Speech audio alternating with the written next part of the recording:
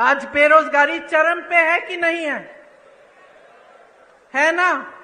आपको मालूम है कितने पद खाली हैं? मैं बताती हूं, सुनिए। शिक्षकों के करीब 70,000 पद खाली, विश्वविद्यालयों में 75% पद खाली, सामुदायिक स्वास्थ्य केंद्रों में डॉक्टरों के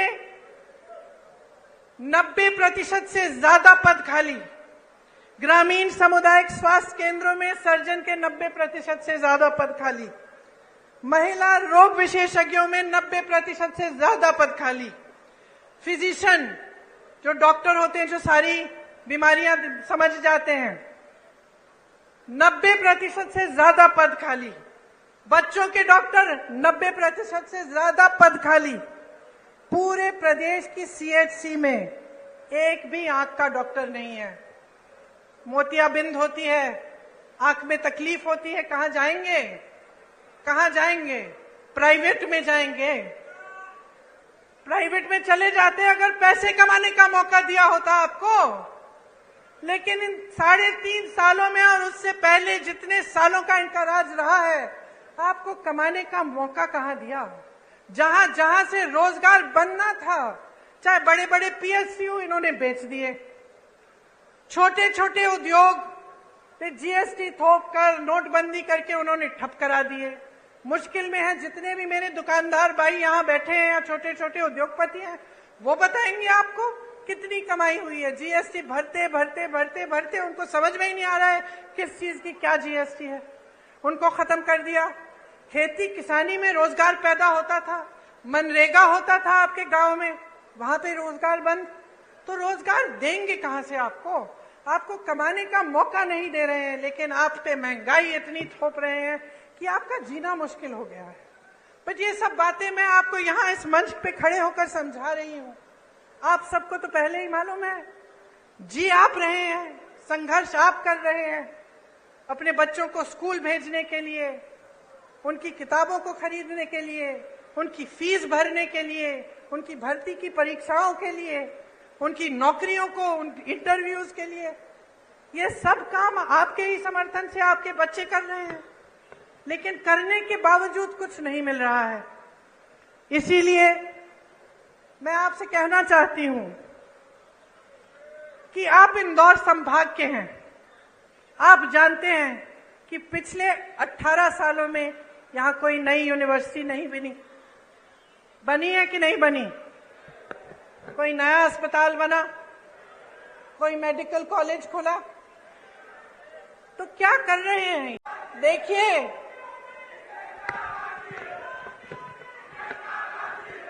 देश की आंधी इस देश का नौजवान है। जाग जाओ मेरे भाइयों और बहनों।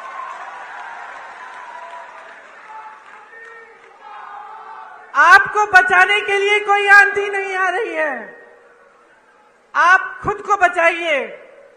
ये जो आपके साथ हो रहा है ये गलत है। जो रोज रोज आप जी रहे हैं, आप संघर्ष कर रहे हैं, ये गलत है। मेरे नौजवान भाइयों, आप फीस देते हैं ट्यूशन की? देते हैं कि नहीं?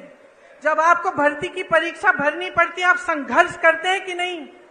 माता पिता आपके लिए खेती करते हैं, नौकरी करते हैं, संघर्ष करके आपके लिए पैसे इकट्ठे करते हैं कि आपकी फीस भरेंगे कि नहीं? तो क्यों इनको आपने इतनी हिम्मत दे दी है कि जब आप परीक्षा देने जाते हैं तो बार बार उनकी भर्ती की परीक्षाओं में ये घोटाला करते हैं? मैंने उत्तर प्रदेश में देखा है, मैंने उत्तर प्रदेश में ऐसे नौजवान देखे हैं जिनके 10-10 साल गुजर गए हैं।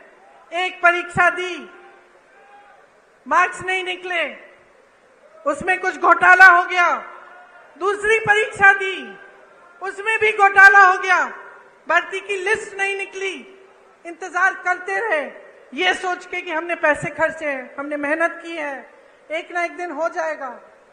इंतजार करते रहे। जो बच्चा 22 साल का था, 21 साल का था, अब 30 साल का हो गया, अभी तक उसको नौकरी नहीं मिली। ये परिस्थितियां हैं इन प्रदेशों में जहां भाजपा सरकार में है, सत्ता में है, क्योंकि इनका अहंकार बहुत बढ़ गया है। मेरी बहनों और भाइयों, बहुत ज्यादा लूट होने लगी है और कोई रोक, कोई लगाम नहीं है। 18 सालों में 250 से ज्यादा, 250 से ज्यादा घोटाले हुए हैं। अगर हम उसकी लिस्ट बनाने चले तो हम यहाँ पे 2 घंटे के लिए खड़े रहेंगे। बच्चों के पोषण का घोटाला, मिड डे मील का घोटाला, बच्चों के एडमिशन का घोटाला, सर्व शिक्षा अभियान में घोटाला, स्कॉलरशिप में घोटाला, भर्ती की परीक्षाओं में घोटाला, नौकरियों में घोटाला, धार में यहाँ के डैम के बनाने में भी भ्रष्टाचार हुआ। इससे क्या पता चलता है आपको? आप अगर मेहनत करते हैं, खेती में, काम में मेहनत करते हैं, कहीं नौकरी करते हैं तो किस लिए करते हैं? मेरी बहनें, आप घर पे मेहनत करती हो, सारा घर परिवार संभालती हो, किस लिए करती हो? अपने बच्चों की परवरिश के लिए करती हो ना, अपने बच्चों के भविष्य को सुरक्षित करने के लिए। हम हमेशा सोचते हैं कि हमारे बच्चे बड़े होकर हमसे कुछ ज्यादा ही करें। अगर हम खेती करते हैं, हम सोचते हैं कि चलो इसको पढ़ाएंगे, लिखाएंगे, इसकी और हमारे से बड़ी ज्यादा नौकरी होगी।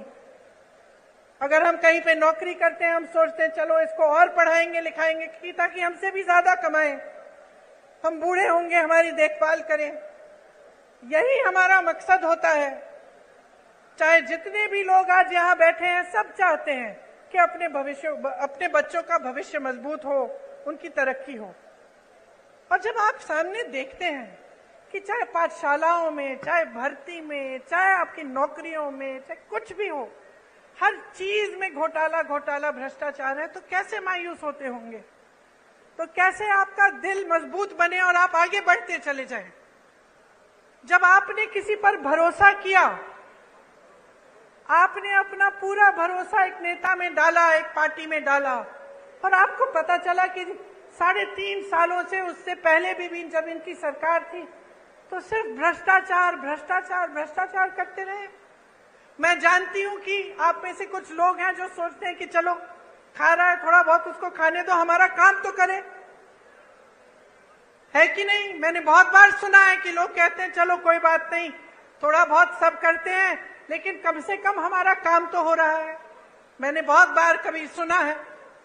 लेकिन यहां तो परिस्थिति है कि खाए जा रहे हैं, खाए जा रहे हैं, खाए जा रहे हैं, आपका एक काम नहीं हो रहा है। यहां व्यापम का घोटाला हुआ, 50 से अधिक लोगों की मौत हुई। इन्होंने जांच कराई। ये जो ईडी ये सबके घर भेज देते हैं एजेंसियों को, पता चला कि किसी ने इनके खिलाफ कुछ कह दिया, लिख दिया, एकदम ईडी पहुंच गई उनके घर। अरे यहां तक कि फिल्मों के अभिनेताओं के घर भी कल परसों ईडी पहुंच गई। यहां पे क्यों नहीं पहुंची? यहां जो इतने बड़े घोटाले हुए हैं, इनके अधिकारियों के घर में क्यों नहीं पहुंची? इनके नेताओं के घर में क्यों नहीं पहुंची? तो ये सवाल आपको पूछने हैं। जब मां नर्मदा के साथ घोटाला हो सकता है, भ्रष्टाचार हो सकता है, जब महाकाल की मूर्तियों के साथ सप्त ऋषियों की जो मूर्तियां हैं, उन्हें स्थापित एक दिन किया, अगले दिन बह गई, इनके साथ जब भ्रष्टाचार हो सकता है, जब भगवान के साथ कोई घोटाला और भ्रष्टाचार करने की हिम्मत करता है, तो क्या समय नहीं आ गया है इनको बदल डालने का? बताइए।